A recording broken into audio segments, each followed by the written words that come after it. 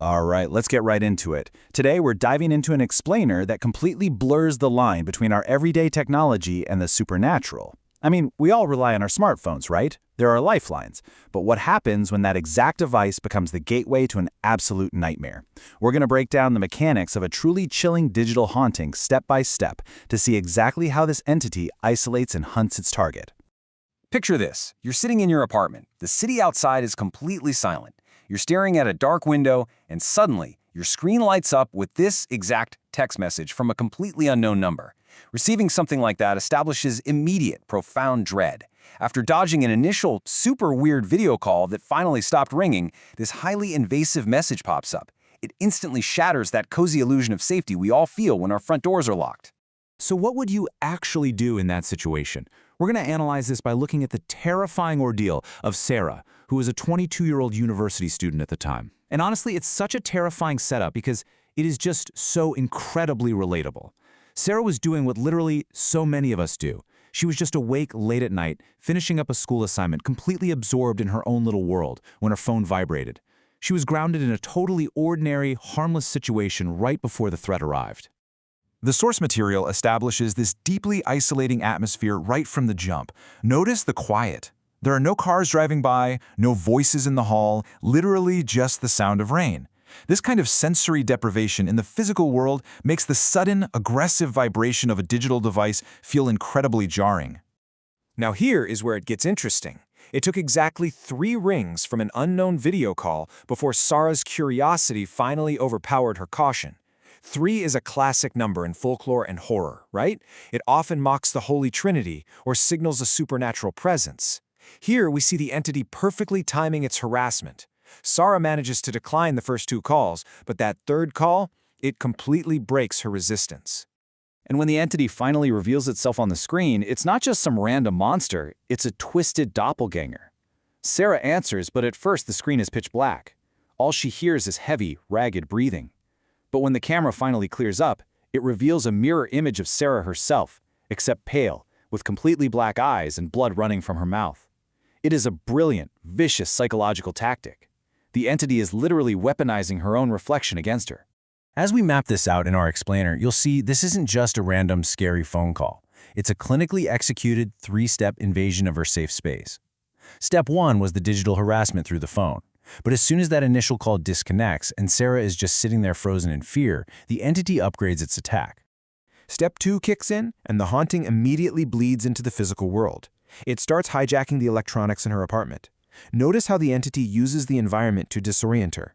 The bedroom lights start to flicker, totally breaking her visual stability. Then, the television turns on completely by itself, blasting the quiet room with the harsh, jarring noise of white static.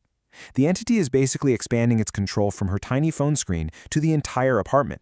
And then, right through that awful static on the television, these specific words materialize. The crucial takeaway here is that the entity is playing a very deliberate psychological game. It wants to force Sarah to turn around slowly only to find absolutely nothing there yet. It's feeding on her paranoia. Think about it. By commanding her not to look, it absolutely guarantees that she will, draining her emotional energy and keeping her entirely off balance. So she nervously laughs it off, right? She tries to convince herself she's just sleep-deprived and imagining things, but then the tension spikes with 3 distinct knocks on her apartment door. There's that number again, 3 knocks. This prompts her to walk over, look through the empty peephole, and make the fatal mistake of actually unlocking the deadbolt. The entity successfully baited her into opening the single physical barrier keeping her safe. She opens the door, and it reveals a completely empty hallway. Well, almost empty. There is a single wet footprint on the floor. Just 1 print, not 2, which implies something that doesn't walk like a normal human, or maybe something that is only just beginning to materialize into physical reality. For Sarah, it's a visual anchor. It confirms that the threat is absolutely not just in her head. I really want you to picture the sheer panic of this moment. Another footprint just inexplicably appears in the middle of the hallway. Then another, marching directly at her. It forces her to scramble backward and slam the door shut, but the psychological damage is already done. She knows for a fact the entity has breached the threshold of her physical world. Now, this is where the true horror sets in. Sarah's phone rings again. She answers, and the camera shows her own apartment. When she looks around the room with her naked eyes, she is completely alone. But looking through the lens of her phone, a figure is standing directly behind her, getting closer.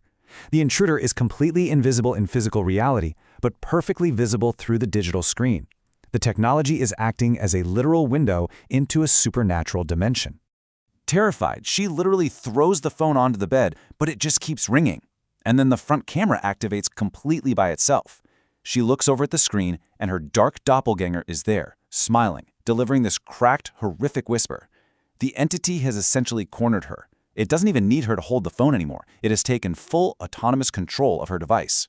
Let's track the final rapid escalation. Step 3. The physical manifestation. The environment turns entirely hostile, plunging her into darkness. First, the room temperature drops to freezing. Then, the bedroom door slowly clicks shut on its own. The lights completely die, and finally, the ultimate breach. She hears heavy footsteps inside her sealed room. The digital haunting is now a fully realized physical invasion. In a total act of desperation, Sarah switches on her phone's flashlight, slowly walking backward into the dark. But even with the light on, she sees absolutely nothing in the physical space.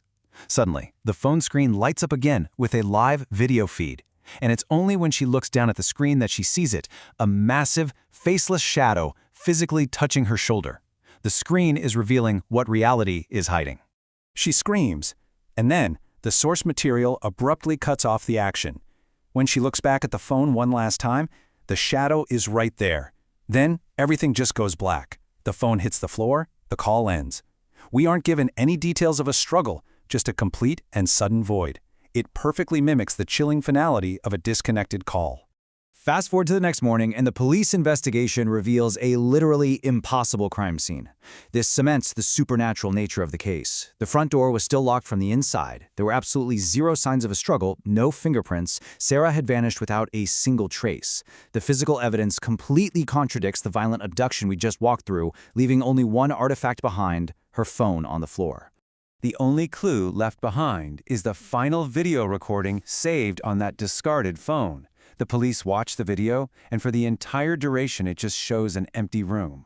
It almost seems like a glitch, but then, in the very final second of the video, the pale girl, the doppelganger, slowly turns, looks directly into the camera, breaking the fourth wall, and smiles. The entity whispers its final words into the recording. "You're next." Leaving you to wonder if this digital entity can reach through a phone, bypass deadbolts, and pull someone into the darkness without leaving a single physical trace. Are any of us truly safe when our screens light up in the dead of night? It's a brilliant, unsettling conclusion and a perfect example of how this case file taps into our deepest everyday anxieties.